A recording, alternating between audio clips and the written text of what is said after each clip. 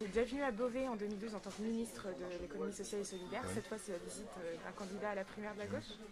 Oui, oui, oui, pour reparler d'économie sociale, parce que l'économie sociale, c'est à mes yeux l'avenir de l'économie. Ce sont des entreprises qui essayent de concilier le fait de créer de la richesse, de vendre des produits, des services et l'utilité sociale, le progrès social, le respect de l'environnement.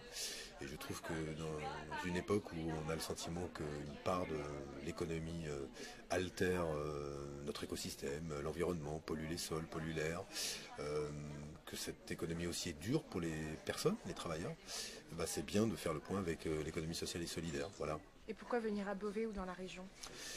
Et ben parce que c'est la France et que l'économie sociale est partout. Ici à Beauvais, cet après-midi à Amiens, j'étais hier à Dijon, avant-hier à Caen et avant-hier à Rouen.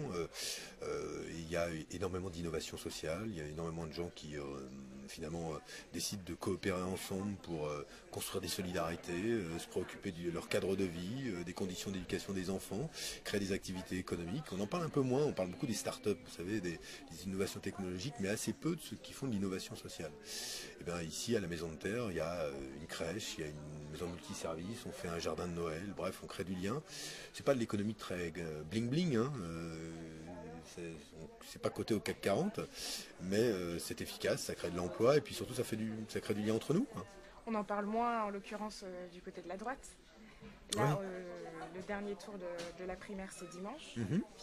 François Fillon a une forte avance. Est-ce que vous pensez que ça peut favoriser la gauche pour l'élection? Écoutez, j'en sais rien. Je pense que la gauche, elle doit surtout se concentrer sur ce qu'elle a à dire. Ce qui m'a frappé dans ces primaires, c'est qu'on n'a pas parlé une seule seconde de climat, assez peu d'Europe, d'économie sociale, je vous en parle même pas.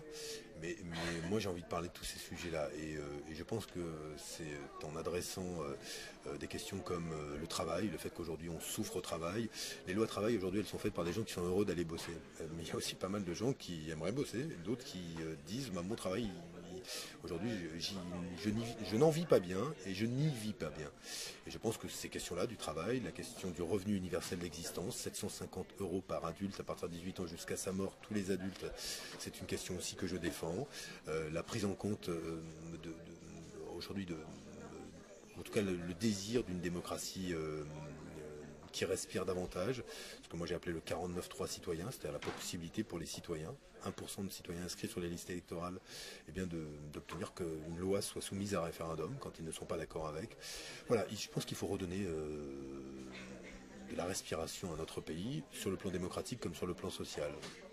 Et donc l'économie sociale et solidaire, on l'a bien compris, sera au centre Ah bah là, au de votre carrefour des deux, campagne. parce que ce sont des entreprises dans lesquelles tout le monde décide un peu.